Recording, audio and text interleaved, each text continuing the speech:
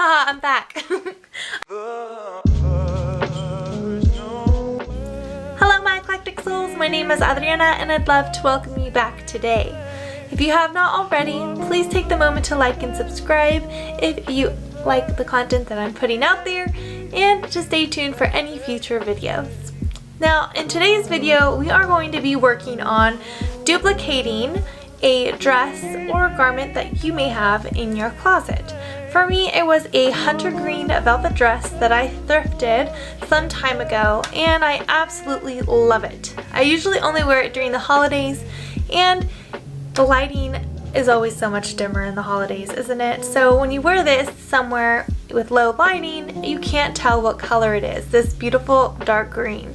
So I decided I'm going to duplicate the dress and make it into this beautiful blue velvet that I have found. I'll go ahead and link that down below if you have any questions, and go ahead and comment as well. So I learned a lot on the way, and all the mistakes that I've made I want to go ahead and put out there so that you guys are able to avoid and or do it a lot better than I did. So here we are. I would highly recommend making a pattern like we did, but taking your time. I really rushed this part, and I think this could have added to all the alterations I needed to make once the pattern pieces were cut out. I want to let you know, one, don't alter the pattern in that sense. You definitely want to take time and make a mock-up if that's the case. I wanted to add a little bit more flare in the hip line, but in honesty I had to take that away.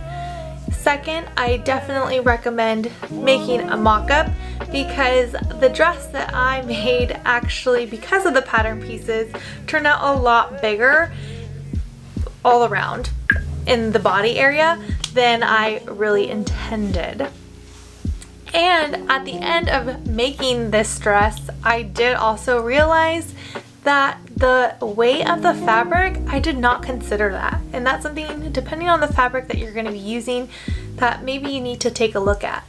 For me, the neckline kind of sat up like this on the original dress, but for some reason, the reason being a heavy fabric, it was brought down way lower in my final product. I don't mind it, but if that is something that you want to try and avoid, definitely look at the fabric you're using and consider that. Another thing that I actually really forgot about is my dress has buttons that I'm trying to duplicate, right? So it'd probably be a good idea to make sure you have the quantity of buttons that you want for this project. I had so much crunch time in trying to get this video out for you guys that I really forgot about the buttons. So I have just 6 buttons on the front side and 2 on the back, and I kind of considered the design. Did I want to put 2 buttons here on the wrists? Did I want to do buttons completely all the way down? The size of the buttons, I wish they were a little smaller, but again, I did not prepare. So definitely take your time in creating this work of art for yourself. Now, without further ado, we will go ahead and get into all the work that went into this dress. I hope you guys enjoy. Mwah! I'm back! I'm sure you guys thought I was just gonna go right into the supplies, but so I thought I would go ahead and start this duplication of the dress with my face in it. So this is the dress that I am going to duplicate, and what I can recommend is when you look at the garment, deconstruct it. And by deconstructing, you look at the panels the dress or shirt or pant is made out of. How many sections are there?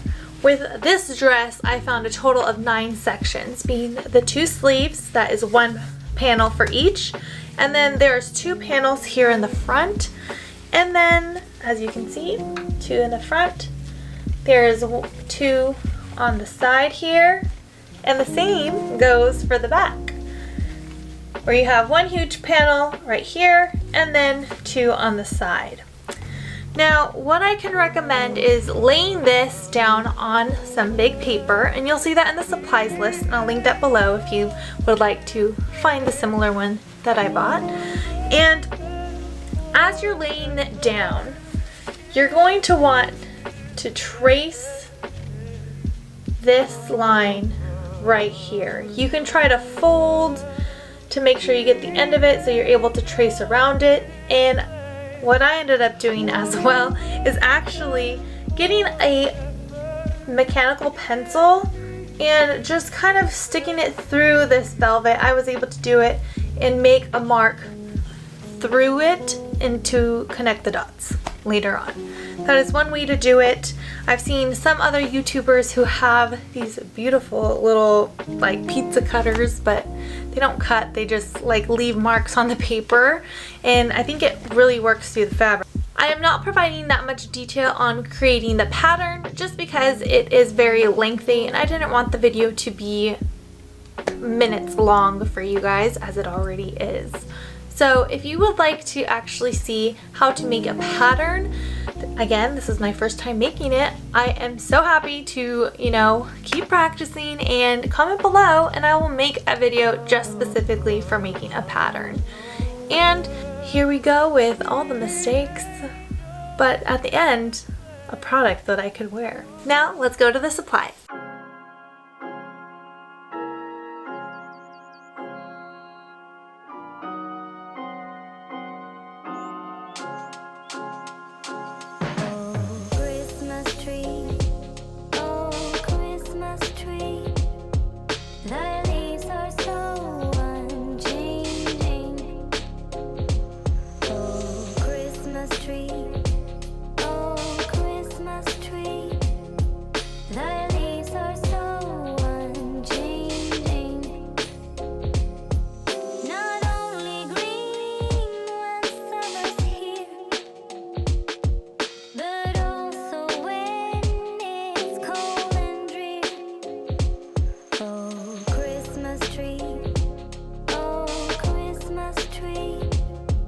Such pleasure do you